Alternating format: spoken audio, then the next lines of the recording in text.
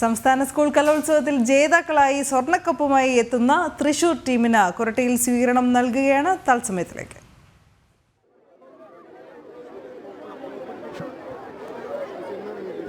ഇന്നലെ സമാപിച്ച സംസ്ഥാന സ്കൂൾ കലോത്സവത്തിൽ ജേതാക്കളായ തൃശൂർ ജില്ല കാൽ നൂറ്റാണ്ടിന് ശേഷം ജേതാക്കളായ തൃശൂരിലെ ചുണക്കുട്ടികൾക്ക് സ്വീകരണം ഒരുക്കുകയാണ് ജന്മനാട്.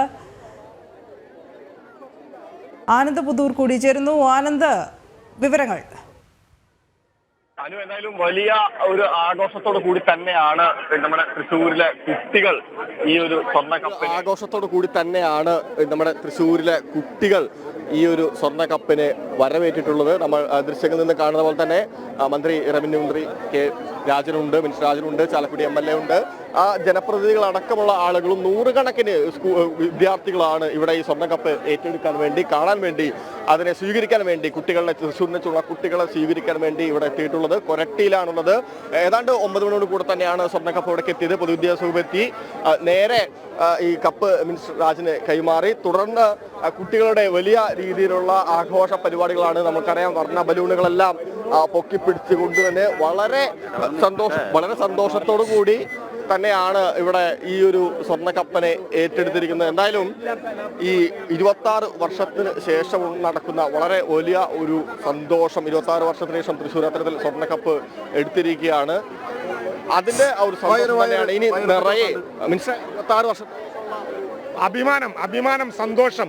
തൃശ്ശൂരിന്റെ മക്കളെ ഓർത്ത്, വരാൻ പോകുന്ന തലമുറയെ ഓർത്ത്, അവരാണ് നാടിന്റെ ഭാഗതയെ നിർണ്ണയിക്കുന്നത്.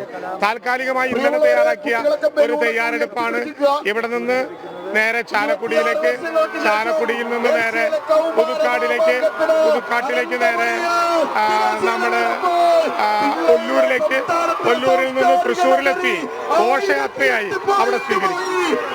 അതായത് അടുത്ത 4 സ്ഥലങ്ങളിൽ ഈ കപ്പിന് സ്വീകരണം നൽകും. മാളയിലും, ചാലക്കുടിയിലും, ഒല്ലൂരിലും കപ്പ് സ്വീകരിച്ചതിനു ശേഷം 11 കൂടി തന്നെ തൃശ്ശൂരിലെത്തും. തുടർന്ന് ഈ സാഹിത്യ അക്കാദമി ഹാളിൽ ഒരു താൽക്കാലികമായിട്ടുള്ള ഒരു കൂട്ടായ്മ നടക്കും.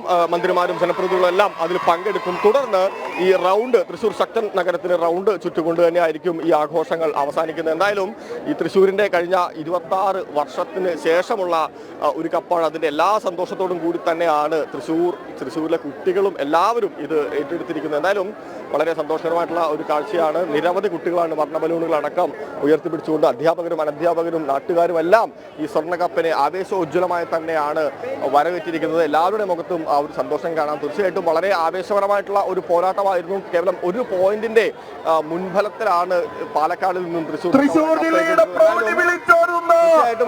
ഒരു കരഘോഷവും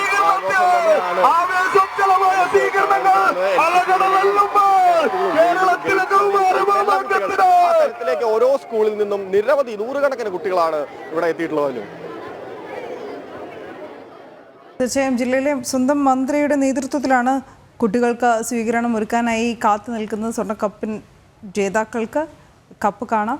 എന്തായാലും വലിയ ആവേശത്തോടെയാണ് ജില്ല കുട്ടികളെ വരവേൽക്കുന്നതും. 1/4 നൂറ്റാണ്ടിന് ശേഷം സ്വർണ്ണക്കപ്പ് തൃശ്ശൂർ മണ്ണിലേക്ക് മടങ്ങുകയാണ്.